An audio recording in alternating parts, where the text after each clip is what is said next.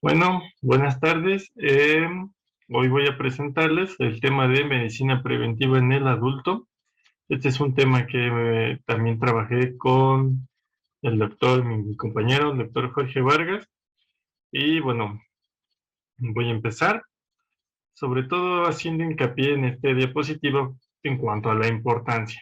Pues esta es la importancia, ¿no? En cuanto a dividir, en cuanto a etapas por edades y en cuanto a hombre y mujer las especificaciones necesarias que debemos de nosotros vigilar para llegar a este equilibrio y sobre todo para evitar enfermedades o complicaciones que después pudieran presentarse si no ponemos atención en cuanto a estos factores importantes. Empezando, a ver, permítame un momentito. Ahí está.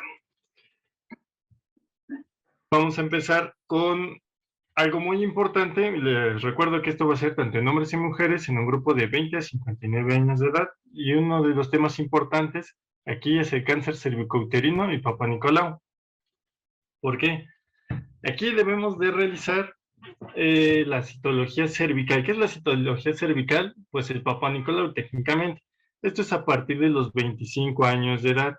Debe ser una toma anual. Anteriormente se decía que tenía que empezarse con el inicio de la actividad sexual, no importa la edad, sino el momento de iniciar la actividad sexual se tenía que empezar a realizar la citología cervical.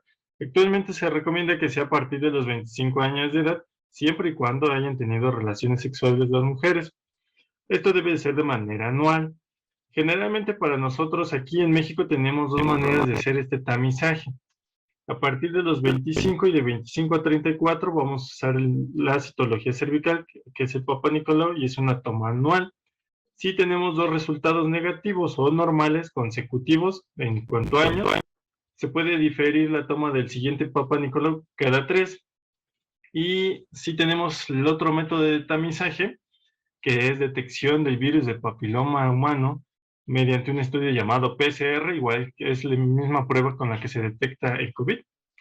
Este, el ser negativo, o es más, digo, podemos decir que es más exacto, su especificidad y su valor predictivo positivo y negativo son mayores comparado a la citología cervical.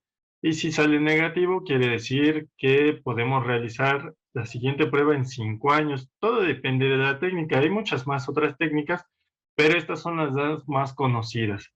¿Para qué es esto? ¿Qué es una prueba de tamizaje? Esta prueba nos permite, uno, detectar a tiempo en caso de que haya alguna complicación o neoplasia que puede evolucionar a un cáncer o que encontremos ya un cáncer. Y esto permite prever la generación del propio cáncer. Esto es importante porque no muchos tipos de enfermedades de cáncer tienen pruebas de tamizaje, de hecho son muy pocas. Las demás se usan como método de detección temprana y aquí todavía podemos detectar antes del desarrollo del propio cáncer. La siguiente, eh, creo que alguien más tiene, ahí está, gracias. Es en cuanto a cáncer de mama, ¿ok? Aquí lo importante son tres factores: la autoexploración, exploración física de mama en el consultorio y la mastografía. Tanto la exploración física de mama como la autoexploración deben realizarse a partir de los 20 años de edad. En cuanto a la autoexploración, debe de ser como mínimo mensual, ¿sale? Hay que hacer hincapié en esto que debe ser mensual. Ahora, esto es en un contexto ideal en que la mujer tiene periodos menstruales regulares. ¿Por qué es importante el periodo menstrual? Porque la autoexploración se debe comenzar a partir del séptimo día del inicio de la menstruación. ¿Cómo es esto? O sea, empieza el día 1 es el día que empieza el ciclo menstrual. A partir de ese contamos 7 días y en el séptimo día se debe realizar la autoexploración. ¿Por qué digo que es ideal el mes? Bueno, porque a veces no es exacto y hay mujeres que también tienen un periodo irregular. Entonces, pues no podemos hacerlo cada mes, pero como mínimo y en teoría sí se debería pedir la autoexploración así. Y la exploración por el personal de salud debe realizarse igual a partir de los 20 años de edad, cada año o hasta cada 3. Esto puede variar dependiendo la recomendación de cada quien, ¿no? Y lo que se recomienda es que, sobre todo en las mujeres mayores de 40 años, esta exploración de mama se complemente con la mastografía, la cual puede realizarse anual o bianual. También esto depende de la valoración del personal de salud. Les dejo esta imagen porque es importante enseñarle a la gente cómo debe realizarse la autoexploración, porque hay que recordar que no solamente el cáncer de mama aparece en las mujeres, sino también en los hombres, al menos en un 1% de los cánceres de mama pertenecen a los hombres. Y es la misma manera de realizar la autoexploración, de frente, sobre todo les digo en el día 7, después del inicio del periodo menstrual, de frente a un espejo, sin ropa, hay que valorar la simetría de las mamas, que no tengan lesiones, escoraciones, ni cambios de color, también que sean simétricas las dimensiones, y vamos a evaluar la movilidad poniendo los brazos en la cintura y luego en la cabeza. Ese es en cuanto a la inspección. Y después, en cuanto a la autoexploración propiamente, permítanme que no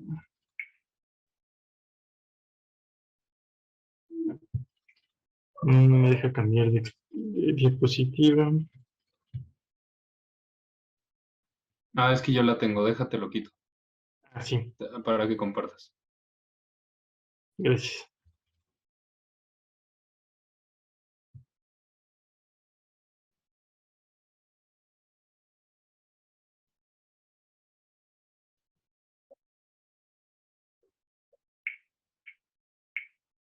Y esto se puede realizar ya la propia exploración manual al momento de bañarse, pero yo lo que recomiendo pues es mejor que sea después de bañarse frente al espejo, porque si no solamente estás visualizando, sino también estás palpando y te vas familiarizando con la anatomía de tu mama, si llega a haber alguna diferencia la puedes tanto ver como sentir, eso es bastante importante.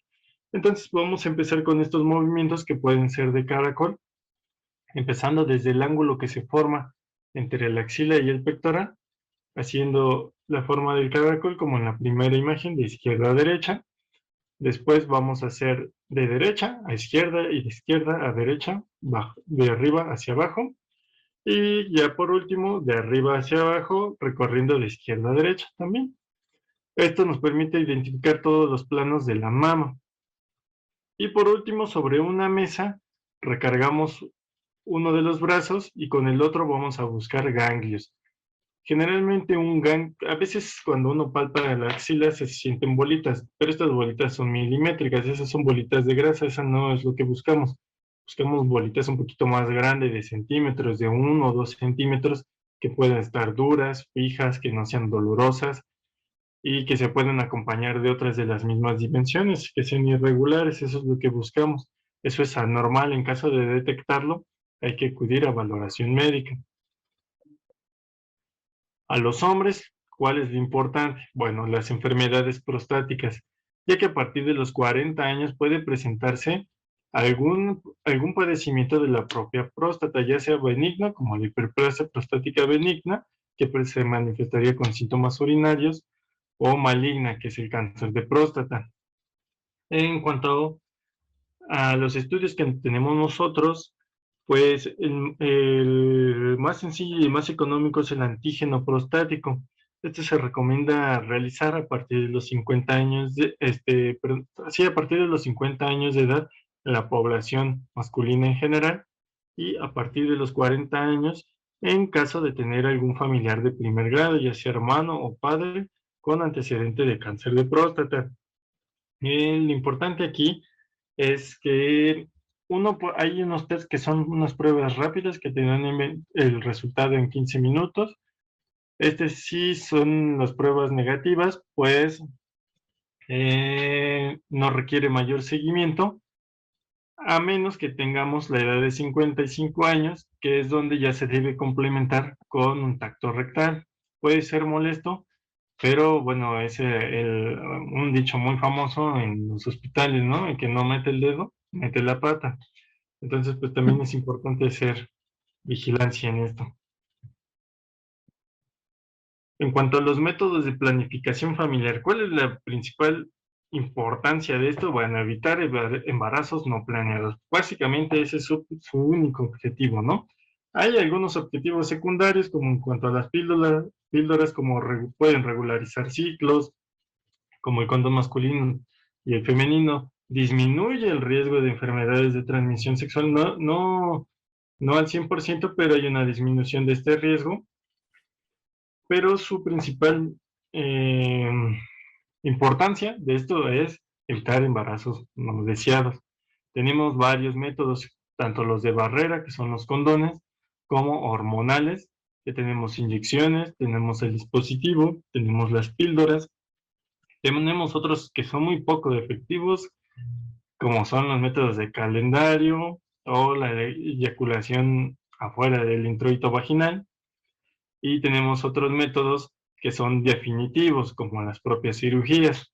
Todo esto se va a elegir dependiendo de las preferencias del paciente o de la paciente, y siempre y cuando también hay que hacer una valoración en cuanto al riesgo-beneficio para elegir el mejor método de planificación familiar. Esto siempre tiene que hacerse en una consulta. Les digo, hay muchas situaciones que se deben valorar como antecedentes heredofamiliares o antecedentes de algunas enfermedades para elegir ciertos métodos. Entonces, siempre es importante acercarse al personal médico para ver cuál es el método más efectivo, pero para cada quien, ¿sale? Pregunta Sí. eh, para el foro. Nos pueden hacer un comentario anónimo en el chat o aquí por voz. ¿Cuáles consideran o cuáles saben ustedes que son los métodos más efectivos? Sí, es buena Los pregunta. preservativos, los métodos de barrera, como el condón masculino y el femenino. Ok, ¿tú qué opinas, David?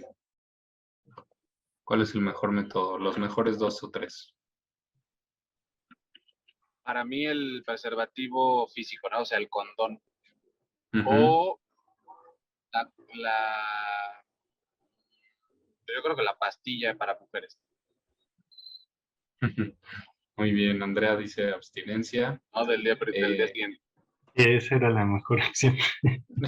La abstinencia, claro, es el mejor siempre, pero pues precisamente los mejores métodos, los métodos de planificación se dividen en varios tipos, pueden ser hormonales y no hormonales, pueden ser de barrera, pueden ser definitivos como la cirugía.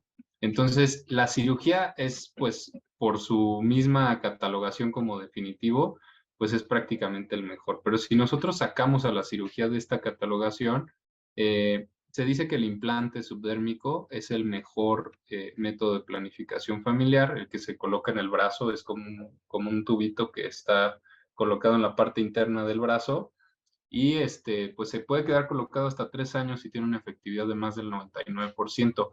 Le sigue el DIU, dentro de los mejores, el DIU hormonal como el Mirena, y pues curiosamente los métodos de barrera como el condón, tanto masculino como femenino, el cual no se usa de forma muy común, tienen un alto riesgo bueno, no alto riesgo, pero no son de los métodos más, de mayor efectividad. Esto más que nada por el uso, porque luego se cometen errores al utilizarlo y esto puede generar pues un embarazo no deseado, ¿no? Pero es información interesante a conocer. Sí, exactamente. En cuanto a los métodos, como dice Jorge, el implante es el más efectivo, tiene una eficacia del 99 punto y tantos, pero sí, o sea, hay que valorar cuál es el que les conviene más personalmente, pero sí, tiene razón, Jorge. Muy bien, entonces, siguiendo, ahora, en el lado contrario, en caso de embarazo, ¿qué es lo que se debe, perdón, en caso de embarazo, ¿qué es lo que debemos de tomar en cuenta? Uno, la utilización de ácido fólico, que generalmente es de 0.4 miligramos o 400 microgramos, perdón, pero puede utilizarse hasta 5 miligramos si tuvieron un embarazo complicado, que tuvo algún aborto o tuvo alguna malformación el hijo o la hija anterior. También otra cosa importante es completar el esquema de vacunación, asistir a las consultas previo a embarazarse, porque esto para buscar factores de riesgo que puedan complicar el propio embarazo o que puedan dañar la salud del bebé. Y una vez que se concrete el embarazo, que ya sabemos que está el producto en gestación, se debe acudir a sus visitas médicas de seguimiento gestacional. Esto también para vigilar que sea un embarazo que evolucione normal, sin complicaciones, y en caso de que haya alguna complicación, detectarla a tiempo y actuar tempranamente. También es importante aquí recordar que al inicio de la sexualidad o con una vida sexual activa también vienen enfermedades de transmisión sexual.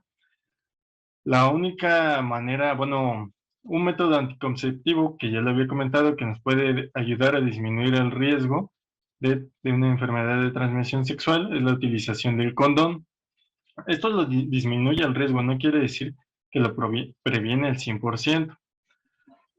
Hay algo que también aumenta la posibilidad de tener enfermedades de transmisión sexual y es un elevado número de parejas sexuales o que tu pareja sexual tenga otras parejas sexuales, la práctica de relaciones sexuales sin protección y también haber tenido algún antecedente de una enfermedad de transmisión sexual previa.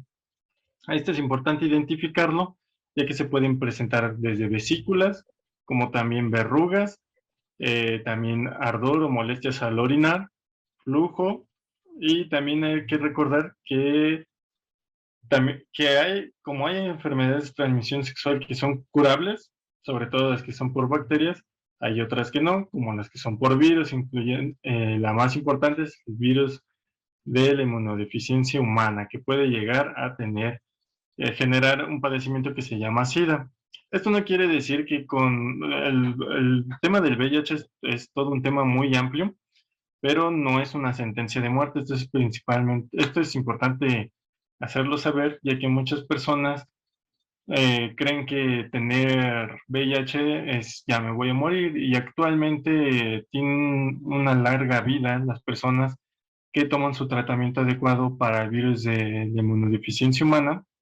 Y también es importante recordar que no, o sea, no hay que marginar a las personas con VIH, porque también es un tema que se puede ver incluso hasta cuando van a buscar trabajo, que son marginadas por tener este virus. No quiere decir que van a contagiar a todo el mundo por tocarlo, no. Ese ya es un tema de marginación hacia ellos y pues realmente la transmisión es por contacto sexual, básicamente. Entonces también es importante tener en cuenta esto para, para futuro, ¿no? Algo ya dejando un poquito más estas enfermedades, vamos a entrar a enfermedades que son metabólicas, que pueden condicionar enfermedades crónico-degenerativas y que pues técnicamente no se van a curar, como la diabetes y la hipertensión, sino más que nada se manejan. En cuanto a la diabetes, se recomienda realizar una prueba de glucosa en ayuno, sobre todo en personas que tienen factores de riesgo para desarrollar la enfermedad, como es que en la familia tenga alguien diabetes mellitus, que tengan obesidad, que tengan otros problemas que sean del corazón, del riñón, dislipidemias. ¿Qué son las dislipidemias? Son problemas con los triglicéridos y con el colesterol. Entonces es importante siempre realizar una prueba de glucosa en ayuno. En cuanto a la hipertensión arterial, se recomienda la de medición de las presiones o de la presión arterial. A veces antes era conforme a la indicación médica y anotarlo en una bitácora. Pero realmente se ha visto que mientras más temprano se detecte un aumento de esta presión, es más fácil controlar la presión después. Entonces, mientras a menor edad se detecte la hipertensión arterial, vamos a poder controlarla de mejor manera después y evitar o disminuir el riesgo de sus consecuencias.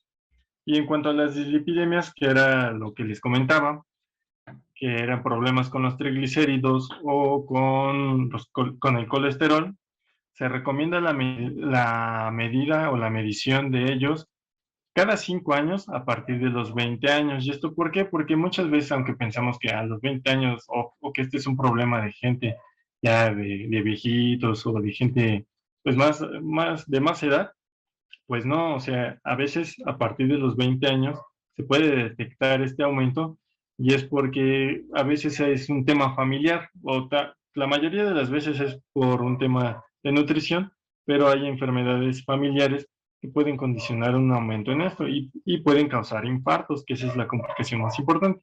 Es por eso que es importante a partir de los 20 años hacer la detección de ellos. Pregunta, Sí. ¿cuáles creen ustedes que son los síntomas más comunes? ¿Cuál es el síntoma o cuál es la presentación más frecuente de diabetes e hipertensión? ¿Qué opinan ustedes? ¿Cuál creen que sea?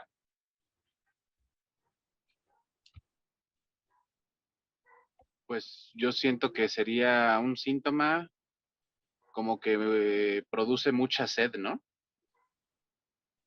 O antes de tener diabetes. De O sea, como diabetes, que el la signo sed. para, Ok. ajá, ¿Qué como que un más? síntoma de que te está queriendo dar. Ir al baño seguido, dice Rebe, muy bien. ¿Algo más que recuerden? Me imaginaría yo, pues baja presión constante, ¿no? Para diabetes igual. Polifagia, ok.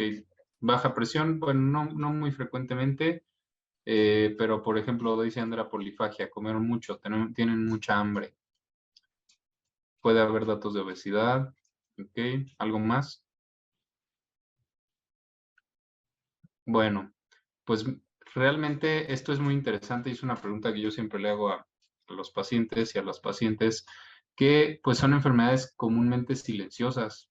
Realmente casi no presentan ningún síntoma y son detectadas de forma pues rutinaria, en un examen de rutina. Y de ahí viene la importancia de estar detectando pues de forma temprana estas enfermedades. Y sí, bueno, existen cuadros característicos, como por ejemplo la diabetes, que son las 4 Ps. Polidipsia, que es que nos da mucha sed, polifagia, que nos da mucha hambre, poliuria, que vamos mucho a hacer pipí, y pérdida de peso. Y la hipertensión arterial, pues en algunos casos se llega a presentar con dolores de cabeza, ¿no?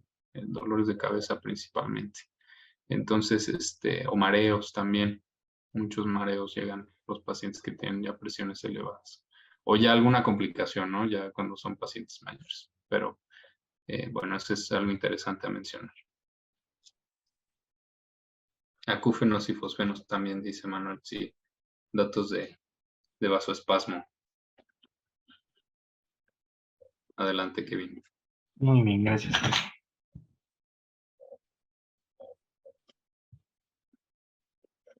Otro tema es el climaterio y la menopausia. Propiamente no es una enfermedad, pero es una etapa en la mujer que básicamente es el final de la edad reproductiva de la mujer, y esto puede condicionar, previo al cese de la menstruación, puede condicionar síntomas y manifestaciones. ¿Cuál es la diferencia entre climaterio y menopausia? Climaterio son los síntomas y los signos o manifestaciones causadas por las alteraciones hormonales que se presentan en este momento. ¿Como cuáles? El principal, el que hemos escuchado, pues es el bochorno, ¿no? Que el bochorno sienten esta etapa de mucho calor y eso causa molestias. También puede haber sudoración, enrojecimiento de la propia cara, alteraciones menstruales, hay una irritabilidad, hay depresión también, insomnio, hay aumento de peso. También hay algunos cambios que no son visibles, como el aumento del colesterol y el triglicérido, la disminución por decirlo, de la masa ósea, disminuyen los huesos y esto provoca una mayor fragilidad en los huesos. También en los músculos hay una pérdida del músculo. Y también hay alteraciones urinarias. Esto puede generar ardor al orinar o incontinencia urinaria y también atrofia de la mucosa vaginal. Esto puede causar dolor al tener relaciones sexuales. Entonces, por eso es importante identificar este tema, porque pues realmente afecta a la condición de vida de la persona, más que nada. Y se les puede brindar tratamiento a los síntomas en general o a un síntoma en específico. Y perdón, el significado de menopausia básicamente es el cese de la menstruación por un año. ¿Cuáles son algunas recomendaciones que podemos dar aquí? Principalmente están enfocadas en disminuir la sintomatología, como la disminución del alcohol, el tabaco y el café, va a disminuir la presencia de bochornos. También la realización de actividad física fortalece uno al músculo, al hueso y la disminución del bochorno, además de la regularización del peso. Disminuir de peso también ayuda mucho a la irritabilidad y el consumo de calcio. Esto para fortalecer y disminuir la pérdida ósea que puede presentarse durante este proceso. Otro tema es el consumo de alcohol, tabaco y drogas. Hay que recordar que el alcohol se asocia a enfermedades sobre todo hepáticas, ¿sale? Que es pues ya conocemos el principal, cirrosis hepática. Pero esta cirrosis hepática pues tiene alteraciones que pueden conllevar o incluso llevar a la muerte. También se asocia a cáncer de esófago y alteraciones gastrointestinales, como puede generar diarreas crónicas. Y se ha visto un mayor incremento en cuanto a accidentes y también se asocia a la propia depresión. Fumar se asocia con el EPOC, cáncer de pulmón, cáncer cervicouterino. ¿Esto porque, bueno, el principal agente o el principal factor de riesgo para cáncer cervicouterino es el virus del papiloma humano, que este lo podemos detectar mediante el Papa Nicolau, que ya habíamos hablado de ellos. Pero un cofactor que ayuda a que este virus del papiloma humano haga de las suyas y genere el cáncer es el cigarro. También afecta el corazón y puede ayudar a generar infartos a nivel del corazón o eventos cerebrales vasculares, tanto derrames como infartos a nivel del cerebro. En cuanto a las drogas, este es un tema, pues, es un poco más complejo que los anteriores, porque son muchas sustancias las que existen que actúan en diferentes partes del cuerpo. Generalmente actúan en el sistema nervioso central, pero tienen repercusiones en otros sistemas del cuerpo. Por ejemplo, uno muy famoso pues es la cocaína, ¿no? Que puede llegar a afectar al corazón porque es un estimulante del sistema nervioso, sobre todo periférico, y esto va a acelerar el corazón. Tenemos otros, como son el LSD, que actúa sobre receptores de serotonina, puede causar alucinaciones. La marihuana puede generar una inhibición. eh, o sea, todo esto o sea, dependiendo de la sustancia, es la alteración.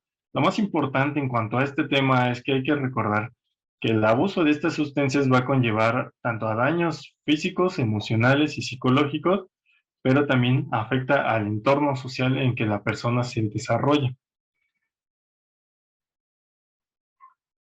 Algo que no es muy comentado, pero es importante tomar ya en cuenta, sobre todo porque en los últimos años se ha visto el incremento, uno de las enfermedades neoplásicas malignas, o sea, el cáncer, que no ha disminuido, curiosamente, a pesar de los métodos diagnósticos que existen, de toda la publicidad y que se le hace a las detecciones oportunas. El cáncer sigue en aumento y uno de ellos es el cáncer colorectal. Entonces, algo que se recomienda es que a partir de los 45 años se utilice una prueba de sangre oculta en heces, generalmente basada en guayacol, así se le llama al estudio, y esto se debe realizar cada año. En caso de que la prueba resulte positiva, se debe realizar una colonoscopia para averiguar dónde está la causa de ese sangrado. Es importante recordar esto. El aumento del cáncer colorectal se debe sobre todo a la alimentación. Esta alimentación accidental basada sobre todo en alta cantidad de grasas y carbohidratos afecta sobre todo a la mucosa del colon y no solo a la mucosa, sino a la macrobiota que tenemos ahí, y esto genera, hay una mayor predisposición a tener digamos, un ambiente inflamatorio a nivel intestinal, y este ambiente inflamatorio, una inflamación crónica, conlleva a un mayor riesgo o posibilidad de desarrollar cáncer. Por esto hay que tener en cuenta este tema, que sobre todo es creciente en los últimos años. Y ya unas últimas recomendaciones que se pueden hacer es en cuanto a la vacunación, sobre todo en estas edades nos vamos a fijar una que tengan la vacuna del tétanos, otra si nunca recibieron vacuna del sarampión y rubéola, es importante ponérsela, también de la hepatitis B, de la influenza estacional, esta es de manera anual, del virus del papiloma humano. Esta nosotros hemos visto que se recomienda a las niñas de 5º año de primaria. Se les recomienda a ellos porque el gobierno está enfocado más a esa población, porque la vacuna es un poquito más cara, entonces no puede destinarla a todas las poblaciones, pero es segura tanto para hombres como para mujeres. ¿Cuáles son sus beneficios? Disminuir el riesgo, uno, de verrugas que pueden ser causadas por el virus del papiloma 6 y 11, y como lo había comentado Manuel en la exposición anterior, y también disminuye el riesgo de cáncer, cáncer anal, cáncer cérvico-uterino y cáncer de garganta, porque ahí también puede actuar, en todos estos aparatos puede actuar el virus del papiloma humano. Y los estudios llegan hasta los 28 años de edad, ¿sale? Pero no quiere decir que si tienes más de 28 la vacuna ya no sirva, no. Más bien no hay estudios que comprueben de cuánto es su eficacia, pero sí los estudios han mostrado una buena eficacia hasta los 28 años de edad. Tenemos también la vacuna de virus de varicela zoster. El estado nutricional es importante mantener un IMC adecuado y medir la circunferencia de la cintura.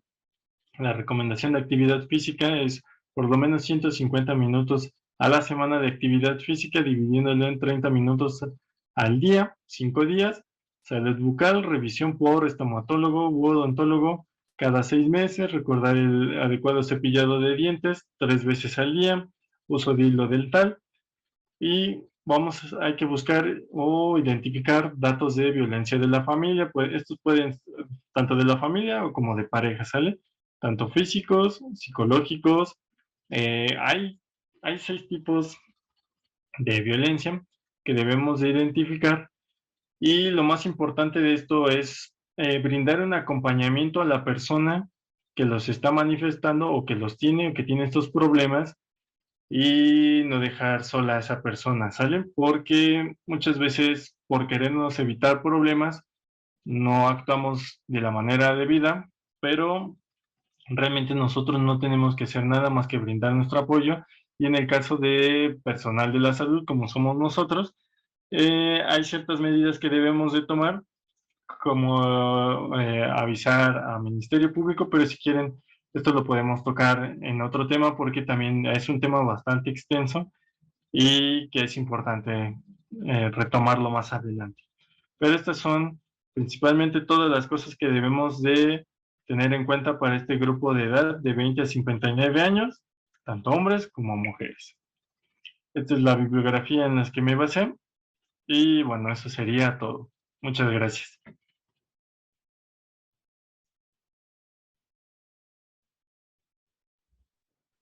Muy buena información, Kevin. Muchas gracias. Ya, gracias, muchas gracias. ¿Alguien tiene alguna duda, alguna pregunta? Casi Yo anoté varias. Sí. tu presentación. La primera pregunta es la autoexploración de mamas, ¿realmente qué tanto sirve como prevención? Porque bueno, pues sabemos que la gran mayoría de los cánceres no van a dar signos, Sí, o no se van a sentir hasta que ya estén avanzados. claro. Entonces, ¿qué tanto sirve como prevención o ya como para más bien tratamiento? Muy bien, esa es una muy buena pregunta. Hay algo que bueno, yo tuve que aclarar en un principio la diferencia entre prevención. Prevención es evitar que la enfermedad suceda. con la autoexploración no vamos a evitar que la enfermedad suceda. Eso nos lo aclara y tienen razón. Lo que hacemos con esta autoexploración es la detección temprana y oportuna del cáncer de mama. La autoexploración generalmente detecta etapas avanzadas, esa es la realidad. Con la autoexploración solo vamos a detectar etapas avanzadas. Generalmente se detectan en estadio 3 o 4, que realmente pues hay tratamientos y hay manejos, pero la sobrevida empieza a disminuir a partir de estas etapas. Lo principal aquí es la mastografía y la exploración física por el personal de salud, pero lo más importante siempre va a ser la mastografía, ya que la mastografía sí puede detectar etapas tempranas como 1, como 2, pero sí, la verdad es que no es un método preventivo, sino para detección oportuna. Ok. Ahora, también mencionaste que en las mujeres se recomienda una vez al mes, al 7º día del inicio de la menstruación. Y en los hombres, cada cuando, digo, porque cero hay cultura de que el hombre se autoexplore, ¿verdad? Entonces, ¿cada cuándo sería recomendable para los hombres? Para Sí, un la hombre, menstruación. Ujú. muy bien. Aquí igual. Aquí hay dos situaciones. Los hombres y las mujeres que ya tienen menopausia también se deben de explorar. Aquí, como ya no presentan periodo menstrual en ninguna de las dos circunstancias, se debe elegir un día al mes. Sobre todo se recomienda en los primeros 7 días del mes porque esto va a generar un hábito. Si se realiza de esta manera, se genera un hábito y entonces la autoexploración va a ser de manera automática y sistemática y así la pueden realizar cada mes y ya no se les va a olvidar. Pero tanto en mujeres que tienen menopausia, o sea que ya no menstruan, y en hombres se debe elegir una vez al mes, como mínimo. Ah, ok, súper. Otra pregunta, Sí, tu postura ante la colposcopía, sí, porque, claro. o sea, mencionaste el Papa Nicolau, mi ginecólogo hace ambas cada que voy a hacer mi revisión anual, Sí. las dos. Ah, Y al menos en mi caso, pues sí fue como súper importante porque mis Papa Nicolaus siempre han salido limpios, pero gracias a la colposcopía pudimos identificar una neoplasia vulvar que sí. en el Papa Nicolau no salió. Entonces, pues sí, ¿qué opinas de que también se considerara?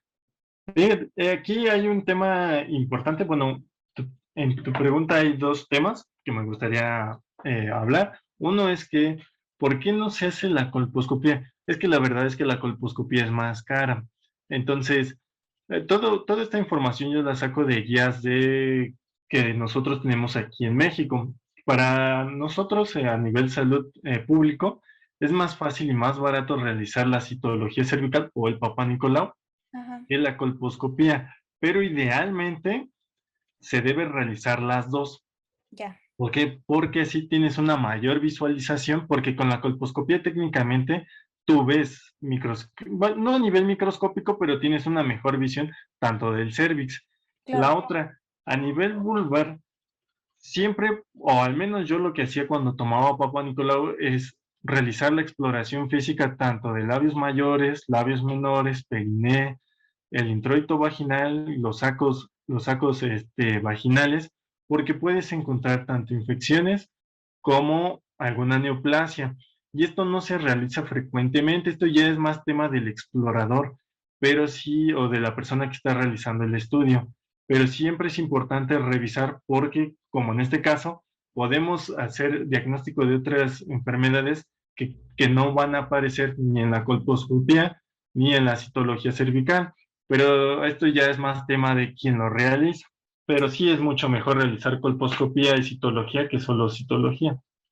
Súper.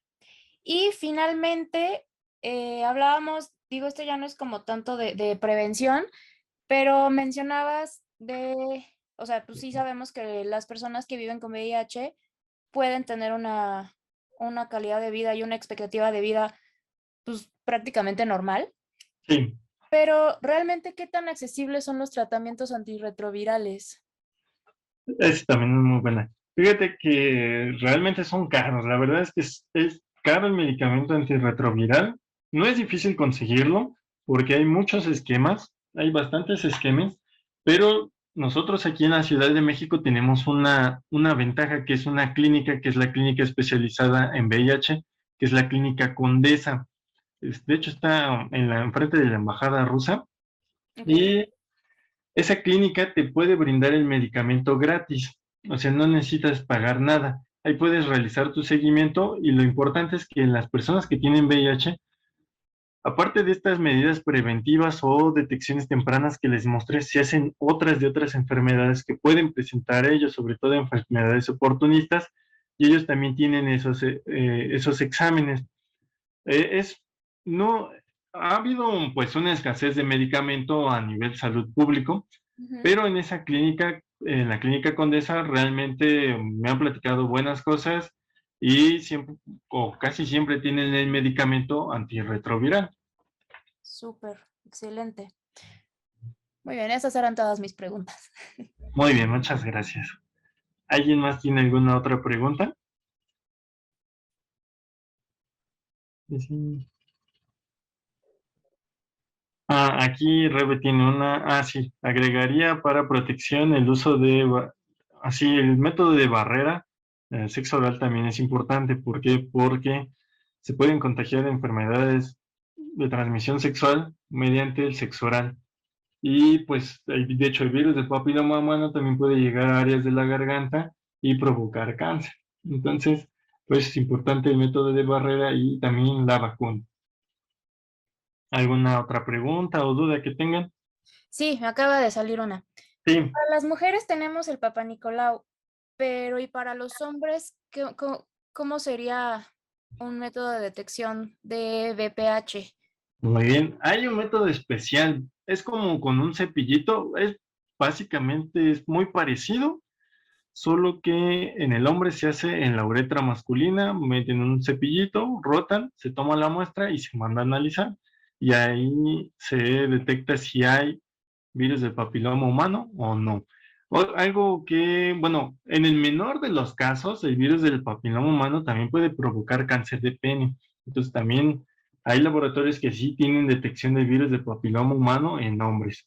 Pero hay algo importante que tengo que mencionarles, y es que la mayoría de las personas sexualmente activas tienen virus del papiloma humano. Esto no quiere decir que van a desarrollar cáncer, ya que como el COVID, que hay varios tipos de COVID o serotipos, el virus del papiloma humano tiene varios serotipos. No todos provocan cáncer, pero hay algunos que sí. Entonces, también puede contagiarse el hombre, y también puede contagiar el hombre de virus del papiloma humano. Y también hay exámenes para detectarlo en un hombre.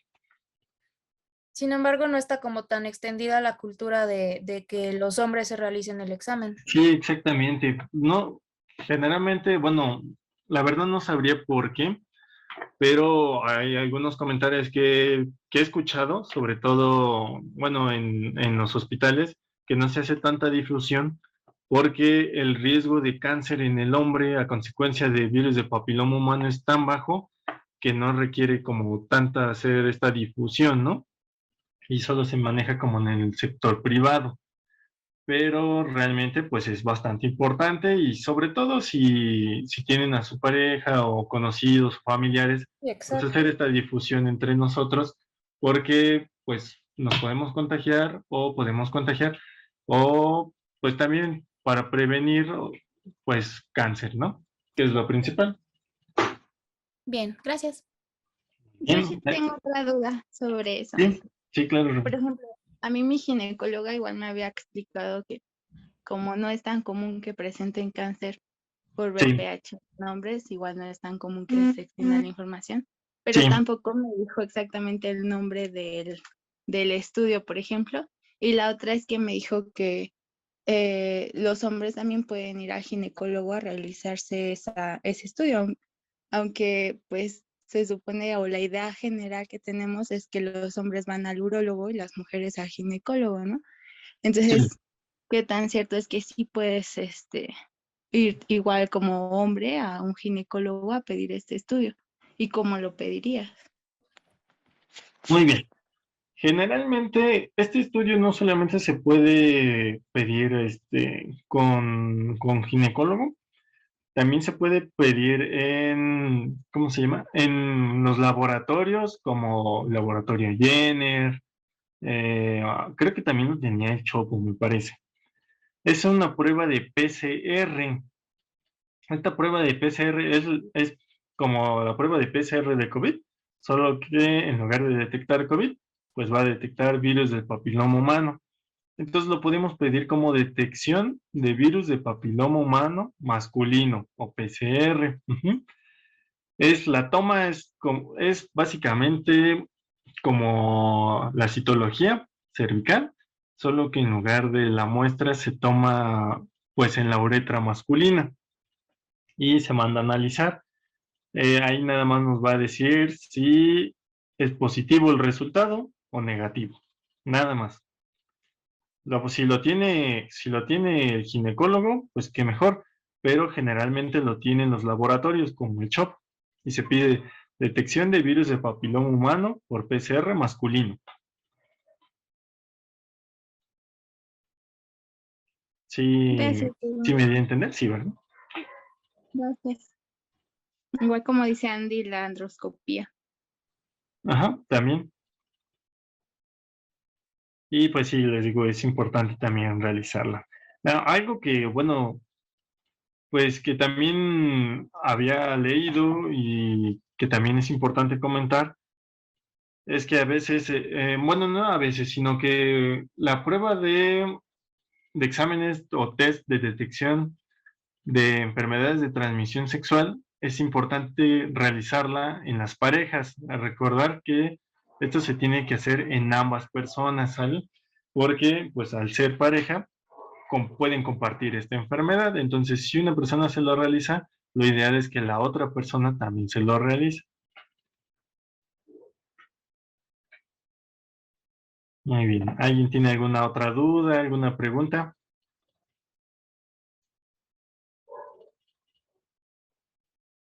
¿No? Pues muy bien. Muchas gracias. Eso sería todo de mi parte. Si alguien gusta agregar algo más o preguntar algo más, adelante. Gracias. Gracias a ti, estuvo padre. No, Una presentación. gracias a ustedes. Gracias. Ojalá algún vez pudiéramos hablar sobre el PrEP, porque igual creo que hay muy poca información y a mí me gustaría saber un poco más sobre eso, para igual ir quitando estigmas sobre el VIH. Sí, sí, si quieren, sí, sí, porque la verdad es un tema bastante amplio y que es muy importante tocarlo. Sí, estaría muy bien que lo tocáramos. Gracias. No, gracias a ustedes.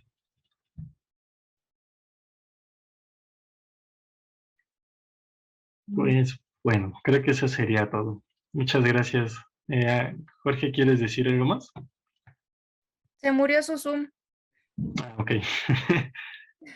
Pues yo creo que aquí ya terminó, ¿no? Supongo. Sí, muchas gracias. Bien, nos vemos, Ya, que estén gracias, bien. chicos. Cuídense mucho. Igual, bonita noche. Gracias. Igualmente, buenas noches. hasta luego. Bye.